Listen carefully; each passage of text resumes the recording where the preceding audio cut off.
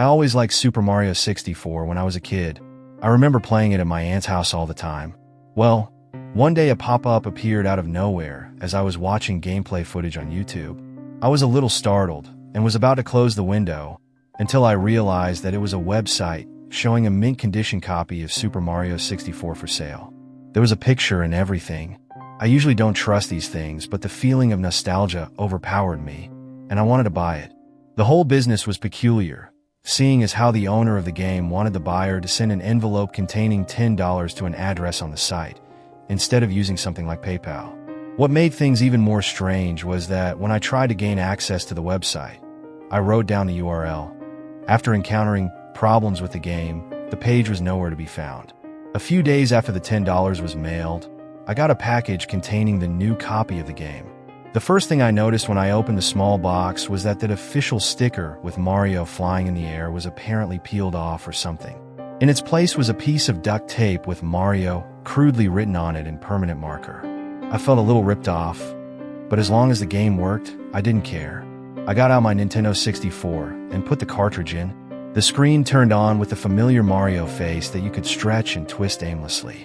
I remembered laughing at the results as a kid all the time, and decided to mess around with it for old time's sake. I moved the cursor over to Mario's ear and pulled it to elven proportions. I was going to do the same to the other ear when the TV suddenly produced loud static. Mario's whole head began deforming and twisting in ways that I didn't even know were possible for the model. Random sound effects from the game started playing along with the static. As all this was occurring, I could hear a faint voice whispering in Japanese. The voice was stammering and whimpering. I immediately shut off the game and tried again.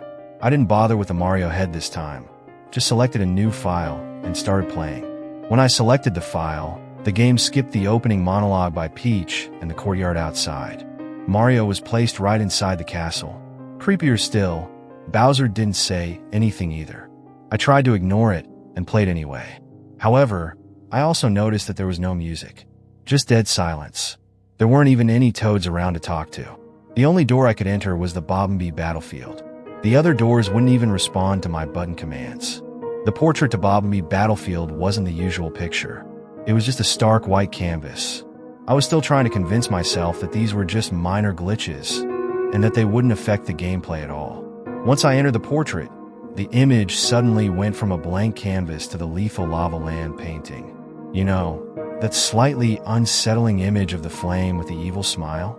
Yeah, that's when I started getting really suspicious. The mission select menu came up, and yet another weird detail was present. Instead of Big Bob&B on the summit, the mission was called Turn Back. I have no idea what drove me to press A, but I did. The level seemed normal. Everything was how I remembered it. I thought I could finally enjoy my favorite childhood game, but then I saw him, Luigi. I was absolutely shocked. He was never in this game. His model wasn't even a Mario palette swap. He looked like a completely original model.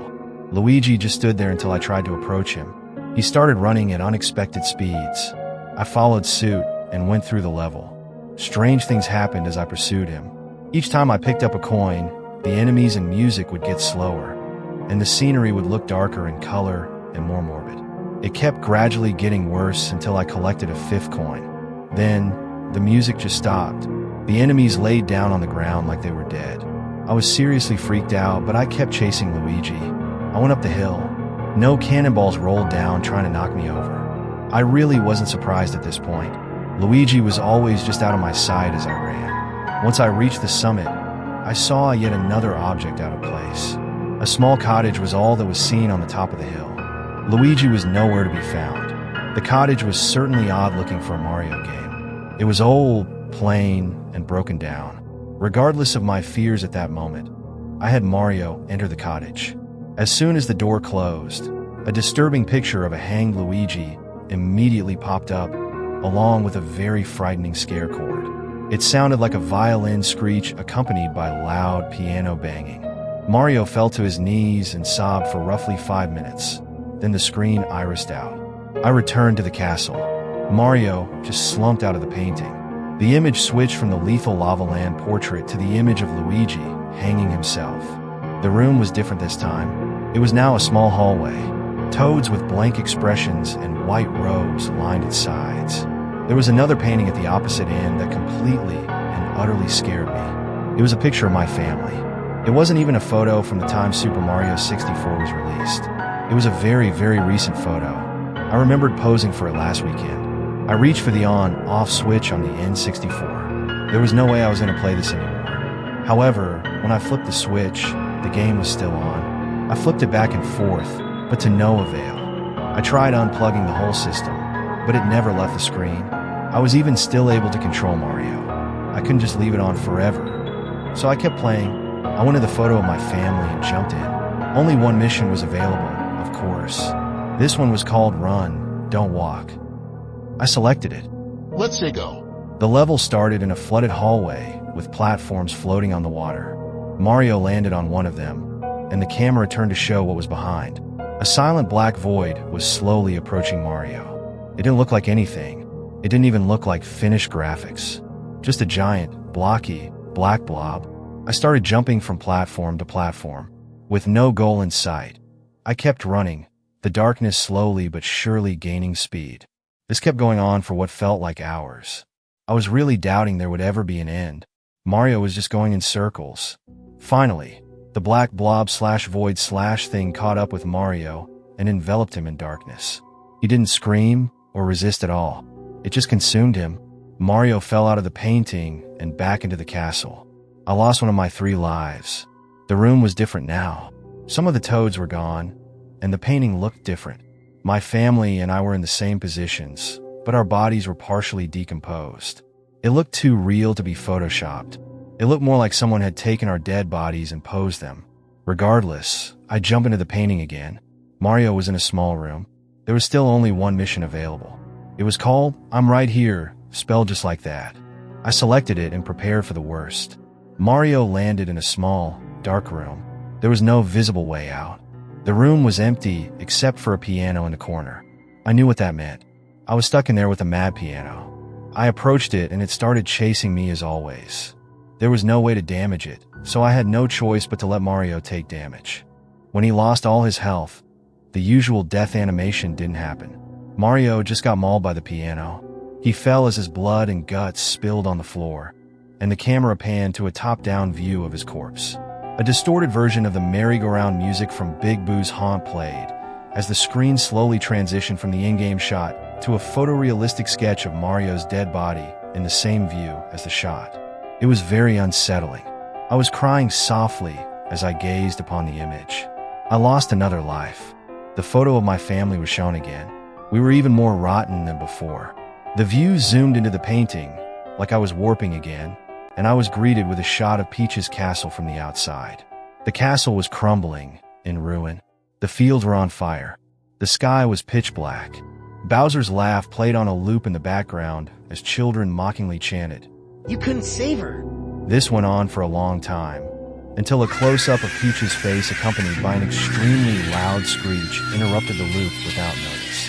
Peach's mouth was wide open, as if she was screaming, and her eyes were empty, black holes. Suddenly, I was back in the hallway as Mario was once again ejected out of the painting. Now all of the toads were gone, and me and my family looked positively repulsive. Maggots were wriggling around in holes in our flesh. Guts were spilling out of our bodies. My dad's eyeball was hanging loose from its socket. It was too much to bear, but something still urged me to trudge on. I jumped into the painting, with only one life remaining. This time, there was no name for the mission, just a blank space where the title would be.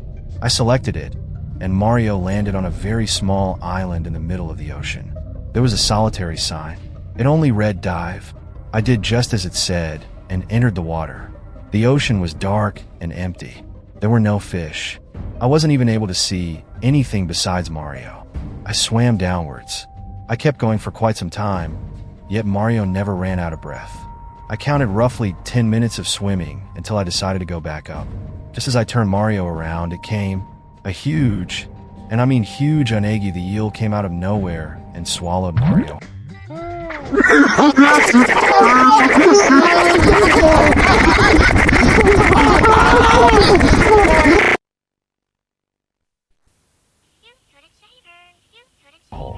I was dumbfounded. It went by so fast that I wasn't even sure what I'd seen. The game over screen didn't show up. All that happened was a fade out. The photo of my family and I was shown again. We were playing skeletons now. Once again, it looked very real. I couldn't move the camera at all. It just stayed focused on the picture. I shut off the game and turned it on again. I chose my file, but it just went to the skeleton photo of my family. I tried this about 3 more times before giving up. I desperately wanted to stop, but some force kept me from walking away. I decided to select the only other save file. The camera once again focused on the skeleton picture, but this time they were in a different position. As if they were a different family.